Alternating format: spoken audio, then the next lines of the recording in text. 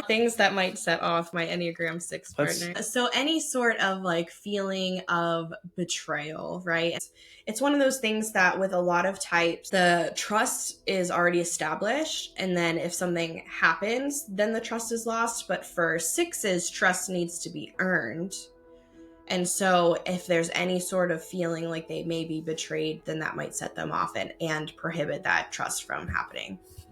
Uncertainty, what's next, right? What's going to happen?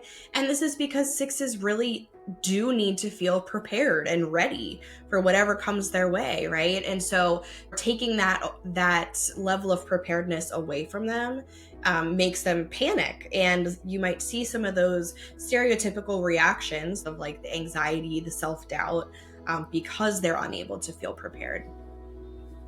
Any sort of like perceived lack of support. Again, it's kind of related to the first one of like feeling betrayed. So if they don't have support, then they feel betrayed, they can feel abandoned, especially because they are just hyper aware of things that could go wrong. And then if they don't have the support when things could go wrong, that can cause even more levels of distrust.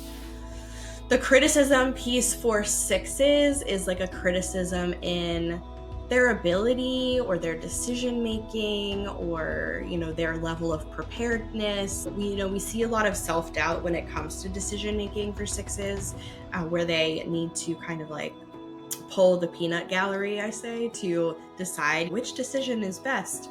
And when there's any sort of criticism about that, then that can definitely set off Enneagram 6 and cause even more self-doubt for that individual. And then the last one that I have for 6s is isolation. Isolation is different from needing space every now and then. I think space is great for 6s, but if they are feeling like extremely alone or excluded from groups or left out, then that can heighten their anxiety because because of that fear piece. They fear that something is wrong because they're being isolated or excluded.